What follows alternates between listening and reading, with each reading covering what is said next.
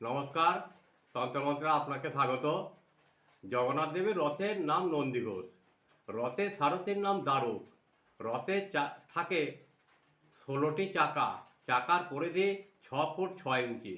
এই রথের নাম দেন স্বয়ং ইন্দ্র।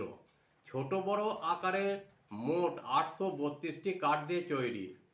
জগন্নাথ দেবের রথের উচ্চতা প্রায় 13.5 মিটার বা 45 ফুট।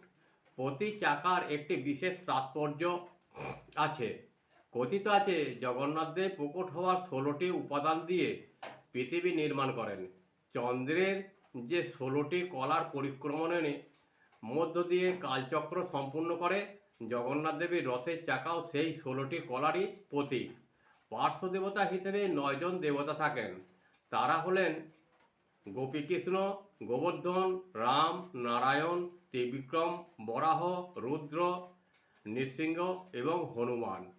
পার্শ্ব দেবতাদের সঙ্গে মণি ঋষিরাও থাকেন। জগন্নাথের রথের চূড়ায় যে ধ্বজা লাগানো থাকে তার নাম তৈলক্য মোহিনী। চাকার রং হলুদ। রথটি লাল হলুদ কাপড় দিয়ে ঢাকা থাকে।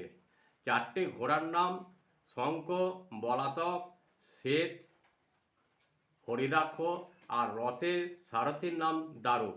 বিষয়টি ভালো লাগলে দয়া করে আমাকে লাইক, কমেন্ট ও সাবস্ক্রাইব করে দেবেন। এটাই আমার বিনীত অনুরোধ। নমস্কার, ভালো থাকবেন, ভালো রাখবেন।